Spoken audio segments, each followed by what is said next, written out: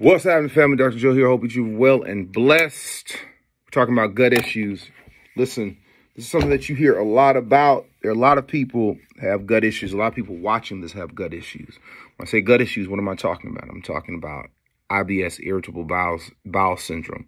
I'm talking about constipation, chronic constipation. I'm talking about people who have Crohn's disease, leaky gut, which is an autoimmune disorder. It's amazing how over the past 15 years, the last generation, how we're seeing such an uptick of so many gut issues. And it is true that the lifeblood of your health starts in the gut. If you got a weak gut, you're going to have problems that manifest systemically throughout your entire body. If you have a strong gut environment, strong digestion, good digestion, etc., no issues, you're going to have a healthy, probably more than likely, immune system, functionality to pathogens, disease. You'll be on your road of being, of course, a healthy person. But I want to get and cover within this particular video, what are the causations of gut issues? Why are people having so many problems with gut issues? All right. First and foremost, we have a high consumption of corn, wheat, and dairy. And these are three of the most common things that we are ingesting as a society that is causing probably 70 to 80% of our problems. Most people are allergic to all three of those, 2 out of 3 of those, or at least 1 out of 3. And the problem is the corn sources are all GMO, genetically modified organisms. They're not real. We're consuming a lot of seed oils, canola oil, palm oil, rapeseed oil, etc. We are consuming dairy where the animals have been fed corn, grains that are genetically modified, that have high amounts of inflammation within them.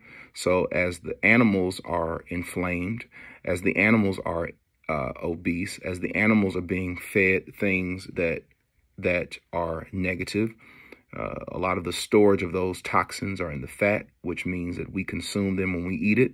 So we're either eating things that's causing inflammation and gut problems, directly eating corn, directly eating wheat, directly eating this horrible dairy.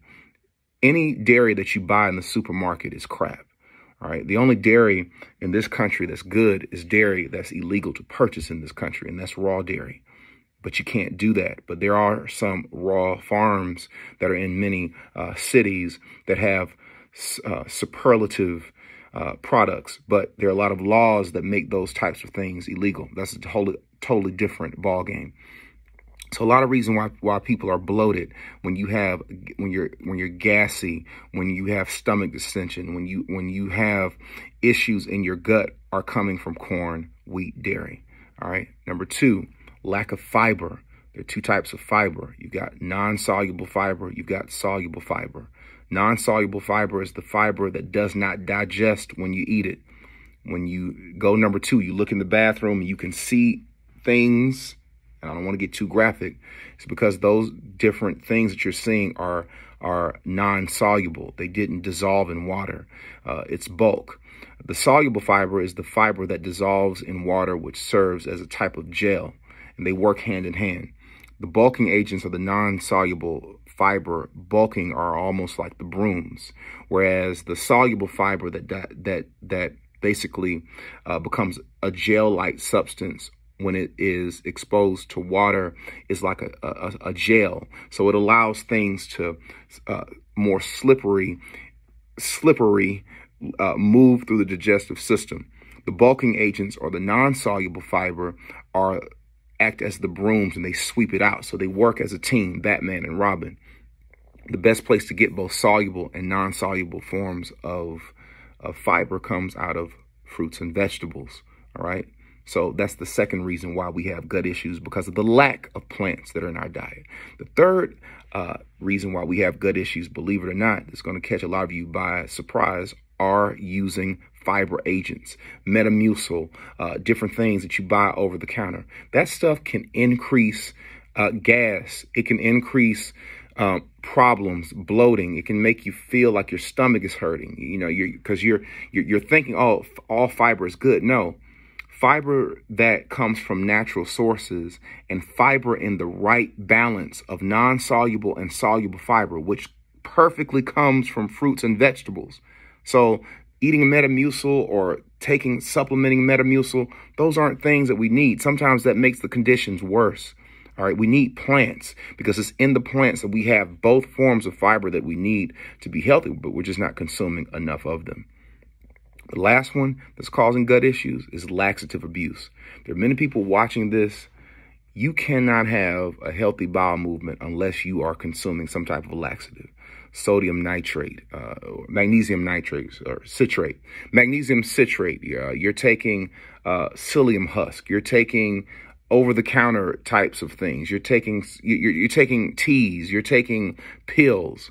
It doesn't matter what you're taking. When you're taking a laxative, you're taking something that is stimulating the colon to contract. All right, that's one of the major reasons why magnesium, because magnesium is something that basically precipitates contractions of muscles. All right, and a lot of things that you find in laxatives are things that artificially cause the colon to contract, which is what gives you the urge to have to defecate. The problem is your body becomes dependent upon those things.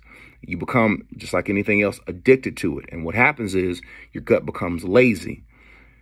This means if I have a lazy gut, I'm eating a bunch of corn, wheat, and dairy. I'm inflamed. I'm taking all these over-the-counter fiber products.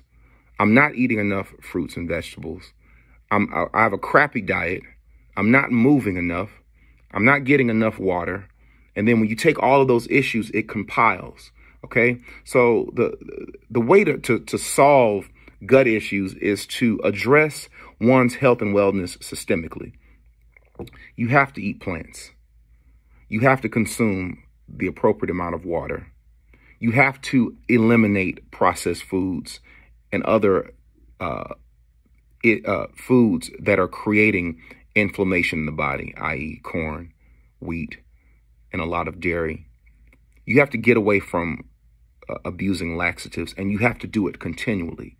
In time, when you systemically address the things that are creating the gut issues, that's when you're able to systemically fix it. And over time, and it won't take a lot of time, you'll be back to normal, and you'll see yourself being regular. You won't have the bloating. You won't have the gas. You won't have the stomach distension. You won't feel uncomfortable in your clothes. All right. So the reason why you're having gut issues is because of everything that I just said. But guess what? Everyone who's coming through the 4-day turn up at the top of the year, I'm going to teach you exactly what you should do, what you shouldn't do, to where you can have great gut health.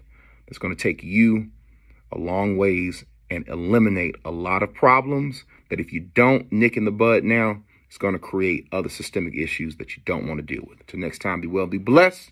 We'll see you on the next one.